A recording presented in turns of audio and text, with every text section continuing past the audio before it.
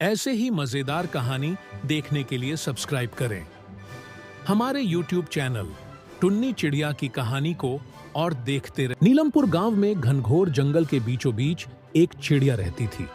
उसे चिड़िया का नाम रानी चिड़िया थी। रानी चिड़िया को भगवान में बहुत आस्था और विश्वास था। वह रोज सुबह उठकर पीपल के वृक्ष के नीचे यमुना नदी के तट पर सूर्य देव को आगे देती थी और भगवान का भजन कीर्तन करती थी। और वह सबका भविष्य भी बताती थी।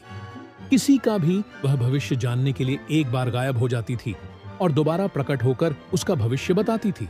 वह जिसका भी भविष्य बताती थी उसका भविष्य कभी भी झूठ नहीं होता था, सच ही होता था। इसीलिए सारी चिड़िया उसको खूब मानती थी। पूरे जंगल के जानवर भविष्य दिखाने के लिए रानी चिड़िया के पास ही जाया करती थी। एक बार की बात है, रानी चिड़िया के पास एक चिड़िया आती है। उसे चिड़िया का नाम रेशमा थी। रेशमा काफी दुखी दिखाई देती थी।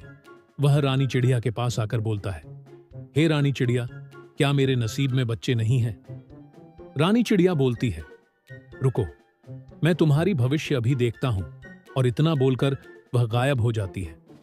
फिर थोड़ी देर में जब वह वापस आती है तो बोलती है, तुम्हारे घर में खुशी जल्दी ही लौटेगी। रानी चिड़िया के मुंह से यह बात सुनते ही रेशम फूल नहीं समय वह दौड़े दौड़े अपने घर की ओर चली जाती है। और कुछ दिनों बाद ऐसा ही देखने को मिलता है। रेशम चिड़िया के 2 बच्चे होते हैं और वह अपने परिवार के साथ राजीव खुशी रहने लगती है।